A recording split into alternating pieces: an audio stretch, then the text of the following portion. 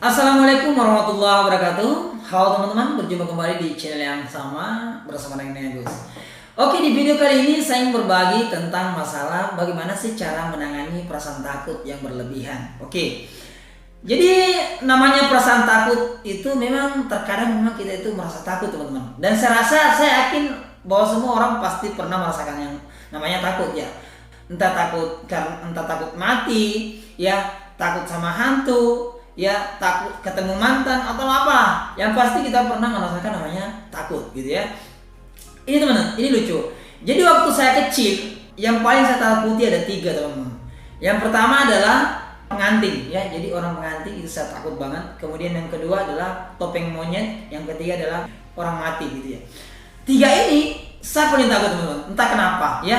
Jadi waktu saya masih ingat waktu nenek saya almarhum itu meninggal, saya tuh lari ke rumah sebelah takut. Padahal saya dipanggil sama ibu untuk mendekat. Saya pergi sembunyi ke rumah sebelah. Saya takut banget.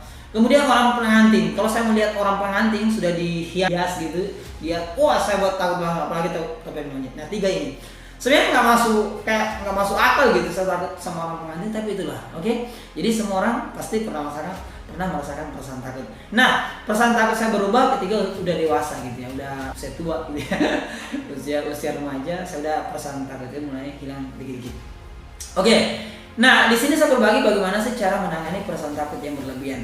Saya rasa semua orang pernah merasakan namanya takut, cuman berbeda-beda gitu arahnya kemana, dan cara menanganinya perasaan takut masing-masing mempunyai cara tersendiri gitu ya.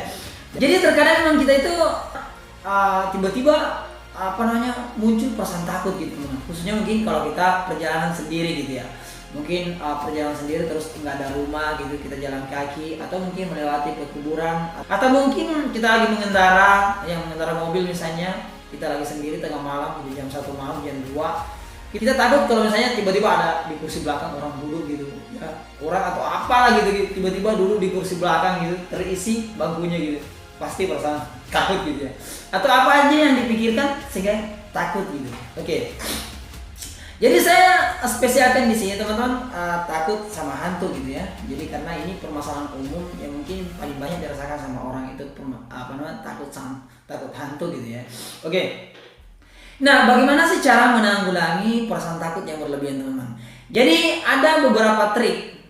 Kalau saya sih mengatakan ada 3 cara ya, 3 cara khusus yang kira-kira bisa mengurangi perasaan takut. Jadi yang pertama adalah ketika kita hendak meninggalkan rumah ya. Jadi ketika kita hendak meninggalkan rumah, entah mungkin pergi ke mana gitu, pergi ke kebun atau mungkin perjalanan sendiri atau apa, yang kita nanti melewati sesuatu yang mungkin orang mengatakan di situ seram atau apa ya. Tak apalah, yang pasti kita sebelum meninggalkan rumah, kita yang pertama adalah baca doa dulu. Ya, itulah pentingnya kita baca doa teman-teman ya. Kemudian yang kedua, ketika kita memasuki sebuah kawasan entah itu di depan pemakaman atau mungkin kita di tengah hutan atau apa gitu ya. Cara yang kedua adalah bersalam ya. Jadi ketika kita memasuki hutan, jadi kita harus bersalam. Ada 4 yang kita salami ya. Yang pertama assalamualaikum ya ahlal jin, kita bersalam kepada jin ya. Yang kedua, assalamualaikum ya ahlal balad ya. Kemudian assalamualaikum ya ahlal diyar, assalamualaikum ya ahlal kubur. Ini ada 4 ini yang kita salami gitu ya. Ahlul balad, ahlul jin, kemudian ahlul kubur, kemudian ahlul diyar ya, penghuni tanah gitu ya. Oke. Jadi ketika masuk kemana gitu ya, masuk goa entah apa gitu, ini ucapkan ini ya. Oke. Kemudian kita tetap bersandar ya, artinya kita kembalikan kepada Tuhan. Terus langkah yang ketiga, cara yang ketiga yaitu kita meyakinkan diri kita. Oke. Kalau teman-teman misalnya takut apa gitu, takut mati, takut hantu, kita yakinkan diri kita bahwasanya segala sesuatu yang ada di muka bumi ini semua diciptakan oleh Tuhan dan akan kembali kepada Tuhan, seperti itu. Kita yakinkan diri kita. Jadi ketika teman-teman takut, yakin saja. Dan kemudian langkah yang keempat adalah teman-teman juga harus yakinkan diri kita bahwasanya apapun kita pergi dan kita akan mati, kita akan kembali kepada Tuhan. Kita ada 4 langkah ini yang kira-kira bisa membantu teman-teman untuk menghilangkan perasaan takut ya, baik di rumah atau apa, yang pastinya cara ini teman-teman bisa lakukan. Nah, Kalau pesan almarhum dulu nenek saya itu ketika takut ya. Jadi katanya ketika kamu takut, cara ini bisa kamu lakukan. Yaitu ketika tiba-tiba kita berjalan kaki sendiri atau kemana gitu, tiba-tiba takut, maka langkahnya langkah yang pertama adalah teman-teman harus berhenti. Jadi katanya ini pesan nenek saya, kamu harus berhenti. Kalau ada rokok, kamu ngerokok sampai perasaan takut kamu hilang gitu.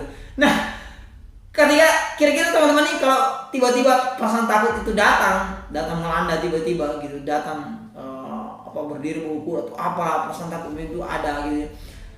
Apa teman-teman mau tinggal gitu ya, tinggal ngerokok ya gitu. Secara logika sih kayaknya nggak berani atau